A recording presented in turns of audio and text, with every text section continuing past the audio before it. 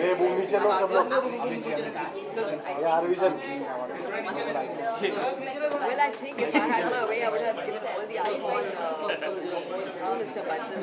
He is the biggest icon every which way. In any sphere that you can say, Mr. Bachchan is there. And I'm very happy that he's getting it. And highest congratulations to him. And I'd like to congratulate Times Now. Divya ji, आजकल Bollywood के कई सारे लोग राजनीति की तरफ बढ़ रहे हैं, आप कोई पॉलिटिकल पार्टी को ज्वाइन करने की सोचते हैं? ऑफर्स बहुत आते हैं और लेकिन अब मुझे नहीं लगता मैं किसी को पॉलिटिकल से जाने के लिए तैयार हूँ। लेकिन जितने भी हमारे फिल्म हैं उन्हें बहुत सारी बेस्ट विशेस करना चाहूँगी और चाहूँगी कि जितना वो हमारे फील्ड में चमकते हैं उतना ही पॉलिटिक्स के लिए चमकते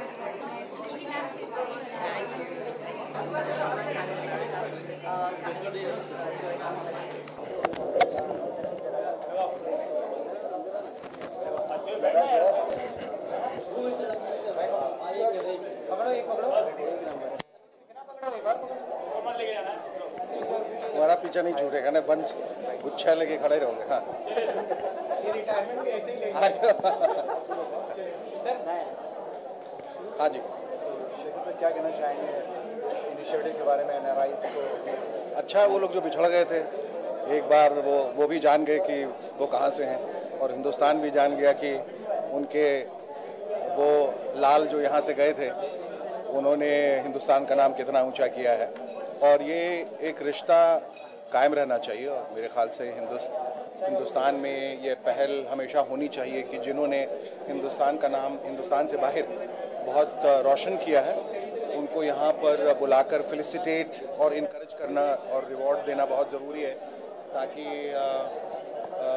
वो जिस इनकरेजमेंट की तलाश में है उन्हें मिले। तो एक बहुत अच्छी पहल जो टाइम्स नाउ ने की है और ICICI बैंक जो इन्होंने स्पॉन्सर किया है, तो ये बड़ा नेक काम है और मैं समझता हूँ कि इस तरह के अवार्ड्स होते रहने चाहिए। ख़ास तौर पे यहाँ हिंदुस्तान में तो बहुत होते रहते हैं, लेकिन विदेशों में जो ख़ास तौर पे हिंदुस्तानियों ने जो एक नाम कमाया है और अलग अलग मकाम में अलग अलग व्यवसाय में उनको यहाँ पर ख़ास तौर पे बुलाकर यहाँ के हिंदुस्तानियों से पहचान करानी बहुत ज़रूरी है।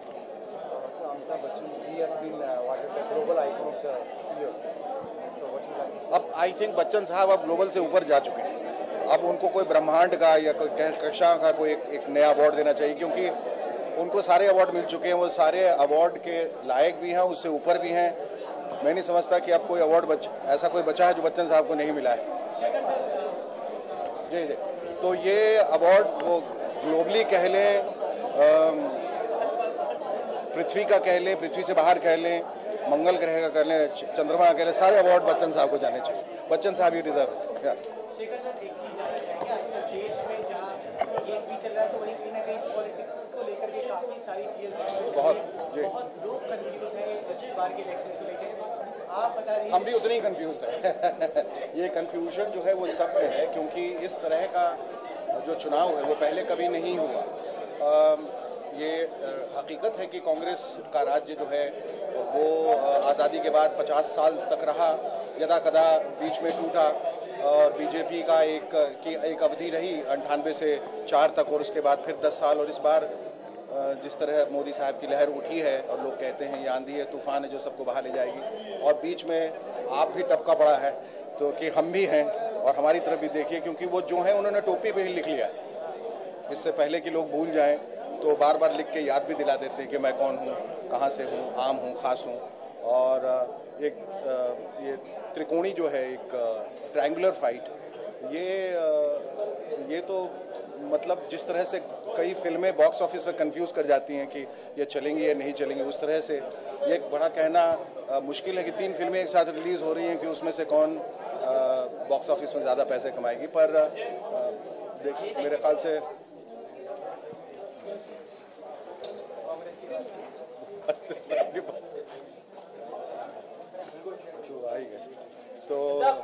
तो अच्छा है। मेरे ख्याल से जो सही लोग हैं और सही लोगों का चुनाव हो जाएगा और हिंदुस्तान में शायद एक ऐसी सरकार आ जाए जिसकी हम सबको सख्त ज़रूरत है। शेखर सर, आप अपने फैंस को क्या राय देना चाहते हैं इस बार वोट करने से पहले किन मुद्दों को ध्यान में रखते हैं? देखिए, मुद्दे तो वही रहते हैं, मुद्दे घूम फिर के वही रहते हैं, चाहे वो महंगाई के हों, चाहे वो बेरोजगारी के हों, चाहे वो भ्रष्टाचार का हो, चाहे वो आर्थिक विकास का हो, चाहे वो वुमेन एम्पावरमेंट का हो या औरतों की सुरक्षा का हो। ये मुद्दे तो वही रहते हैं, मुद्दे बदलते नहीं हैं, सरकारें बदल जाती हैं। अब हमें ये सिर्फ देखना है कि इन मुद्दों को सही तरीके से कौन सी ऐसी पार्टी आएगी, सरकार आएगी जो इन मुद्दों पे ध्यान देगी। और ऐसा क्यों होता है कि सिर्फ चुनाव के पहले ही ये सारी बातें होती हैं और फिर सारे एडवर्टीजमेंट्स, सारी फिल्में, सारी डॉक्यूमेंट्रीज, सारा कुछ रैलीज वगैरह इसी वक्त क्यों होता है? 5 सालों तक लगातार क्यों नहीं होता है, ताकि लोग इससे जुड़े रहें और लोग जाने के देश में क्या हो रहा है।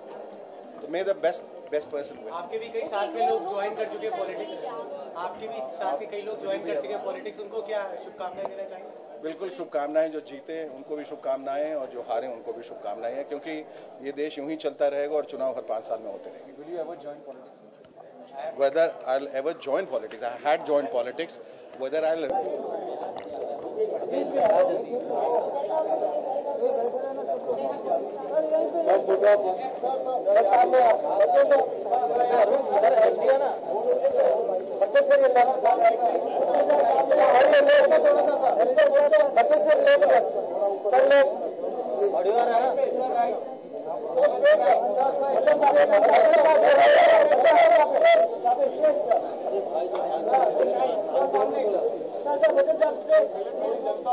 Okay.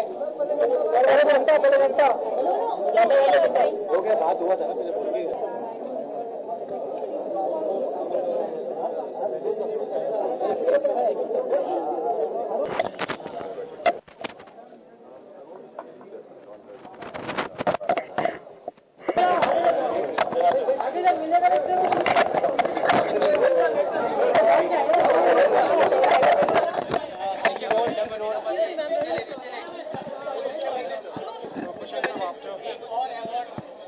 जी, धन्यवाद देना चाहता हूँ टाइम्स नाउ को, ICICI बैंक को कि उन्होंने मुझे इस पुरस्कार से आज सम्मानित किया है। मैं ऐसा मानता हूँ कि मैं केवल एक अकेला इंसान नहीं हूँ जिसे ये पुरस्कार दिया जाना चाहिए, क्योंकि अगर एंटरटेनमेंट की दुनिया की बात की जाए तो मेरे बहुत से साथी हैं और बहुत से जवान जनरेशन, यंगर जनरेशन के एक्टर्स और एक्ट्रेसेस हैं जिनकी वजह से भारत की फिल्म इंडस्ट्री जो है वो दूर देशों में जानी जाती है। तो उन सब की तरफ से ये पुरस्कार मैं उन सबको डेडिकेट करता हूँ।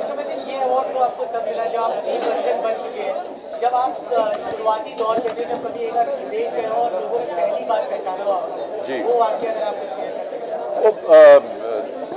कुछ ऐसे ज़माना था जब ज़्यादा फिल्में मेरी रिलीज़ नहीं हुई थी, लेकिन कई सालों से ये जो स्टेज शोज़ होते थे इन सब की एक तरह से मैंने शुरुआत की 1980 के दशक, और तब पता चला कि हम लोग कितने प्रिय हैं उनके लिए और वो हमारे लिए कितने प्रिय हैं, और तब से एक ये सिलसिला चलता रहा है। और मैं हृदय से धन्यवाद देना चाहता हूँ कि वो इसी तरह अपना स्नेह प्यार दिखाते रहें।